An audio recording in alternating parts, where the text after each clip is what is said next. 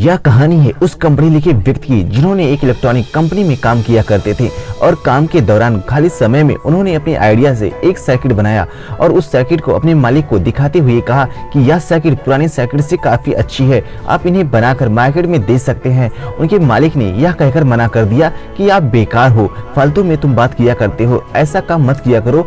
उन्हें अपने सर्किट पर पूरा भरोसा था। उन्हें मालूम था मैंने जो सर्किट बनाया है वह सबसे अच्छा है। वह ठान लेते हैं कि मैं इस सर्किट को खुद बनाऊंगा और मार्केट में बेचूंगा। उन्होंने अपनी नौकरी छोड़ दी और जमा पूंजी रकम से ही घर में एक छोटी सी फैक्ट्री बना ली।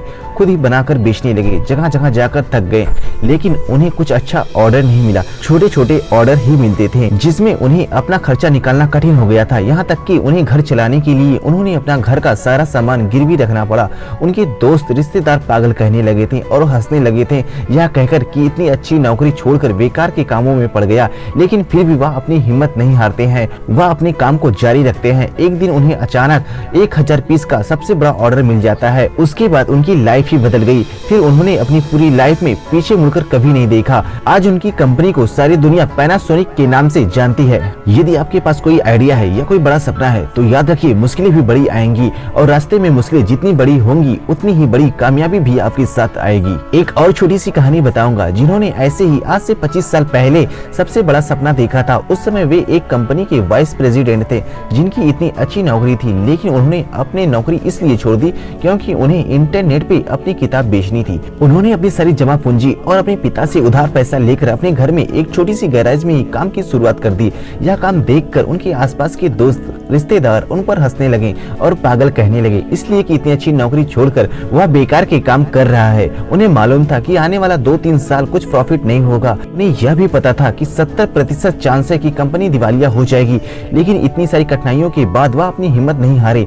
उन्हें अपने आप पर पूरा भरोसा था और आइडिया पर भी। आज इनकी कंपनी को सारी दुनिया अमेज़न के नाम से जानती है। अगर आपके पास सपने हैं तो उन सपनों पर इतनी शिद्दत के साथ काम करो कि आज जो लोग हंस रहे हैं तुम्हारे सपनों पर, वो एक दिन मिलने के लिए सपने देखें। एक और कहानी है एक छोटे से बच्चे की जो अंधेरे से डरता था। वह बच्चा बड़ा होकर अपनी आइडिया और जुनून को लेकर इतना बड़ा लीडर हो जाएगा कि सारी दुनिया उसे आज रिस्क टेकर के नाम से जानती है। हाँ, मैं बात कर रहा हूँ एलन मस्क की। यह बंदा इतना जिद्दी है कि एक बार जो ठान ले फिर अपने आप की भी नहीं सुनता, उसे पूरा करके ही छोड़ता है। जब एलन मस्क ने अपनी कंपनी को 1100 करोड़ में बेची तो वह चाहते पूरी जिंदगी ऐसो आराम से गुजार सकते थे, लेकिन उन्होंने ऐसा सपना देखा कि मंगल ग्रह पर एक इंसानी बस्तियां बनाएंगे। फिर लोगों ने उनको पागल कहा, लेकिन वह अपनी जिद पर पक्के थे। मिसाइल खरीदने रसिया चले गए, लेकिन वहां पर भी उनकी बात नहीं बनी। वह ठान लिए कि अपना रॉकेट खुद बनाएंगे। उन्होंने एक टीम इकट्ठी की।